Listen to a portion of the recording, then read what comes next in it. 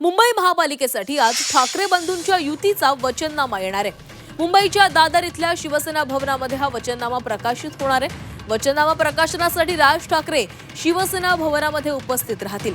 महत्त्वाचं म्हणजे वचननाम्याच्या निमित्तानं राज ठाकरे तब्बल 2 दशकांनंतर शिवसेना भवनामध्ये जाणार आहेत। त्यामुळे शिवसैनिक आणि मनसैनिकांमध्ये उत्साहाचं वातावरण आहे। राज ठाकरे बंधूंच्या युतीचा वचननामा जाहीर होणार आहे। त्यामुळे वचननाम्यामध्ये मुंबईकरांना काय आश्वासनं दिली जात आहेत याकडे लक्ष असणार आहे।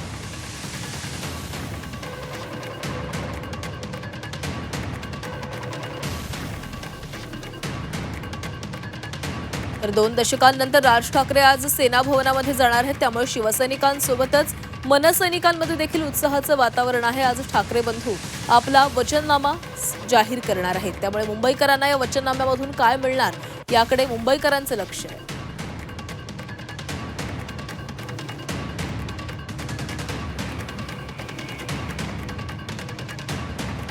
मुंबई महापालिकेसाठी आज ठाकरे बंधूंच्या युतीचा वचननामा येणार आहे। मुंबईच्या दादर इथल्या शिवसेना भवनात हा वचननामा प्रकाशित होणार आहे। वचननामा प्रकाशनासाठी राज ठाकरे शिवसेना भवनामध्ये उपस्थित राहतील आणि महत्त्वाचं म्हणजे वचननाम्याच्या निमित्तानं राज ठाकरे तब्बल 2 दशकांनंतर शिवसेना भवनामध्ये जाणार आहेत। तर या वचननाम्यामध्ये काय मुद्दे असू शकतात पाहूयात।